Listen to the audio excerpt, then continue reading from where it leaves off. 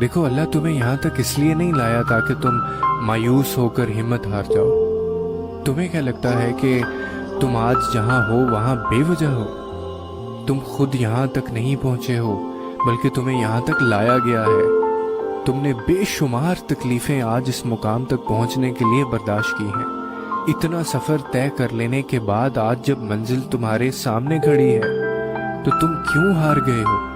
اتنے کٹھن صبر کے بعد اب جب صلہ ملنے کا وقت ہے تو کیوں راستے میں ٹھہر گئے ہو؟ اٹھو، اب تو سفر ختم ہونے کو ہے۔ اب تم منزل کی نہیں بلکہ منزلیں تمہاری منتظر ہیں۔ اب تمہیں معجزوں کا نہیں بلکہ معجزوں کو تمہارا انتظار ہے۔ اب کن تمہاری ایک آخری دعا کا ارادہ باندھے ہوئے ہے کہ یہاں تم مانگو اور وہاں تمہیں منہ سے نکلی پہلی فریاد پر نواز دیا جائے۔ اب صبر کے زمانے گزر گئے ہیں، اب صلے ملنے کا وقت ہے۔ اب بات سسکنے کی نہیں رہی، اب قبولیت کا وقت ہے۔ اب مسافتیں ختم ہونے کو ہیں، اب آنسوؤں کے مسکراہٹوں میں بدلنے کا وقت ہے۔ کسی اور کا نہیں، اب یہ تمہارا وقت ہے۔ ہزاروں مایوس لوگوں میں سے اگر اس نے تمہیں دعا کی توفیق دی ہے تو پھر وہ کیسے تمہاری دعا کو رد کر سکتا ہے؟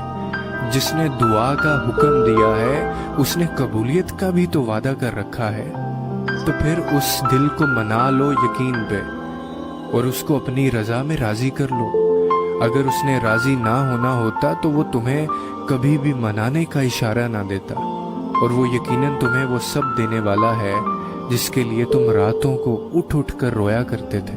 کبھی کبھار بس ایک ہی دعا سب بدلنے کے لیے کافی ہوتی ہے، خاص طور پہ تب جب کچھ بھی بدلنا دل کو ممکن نہیں لگتا۔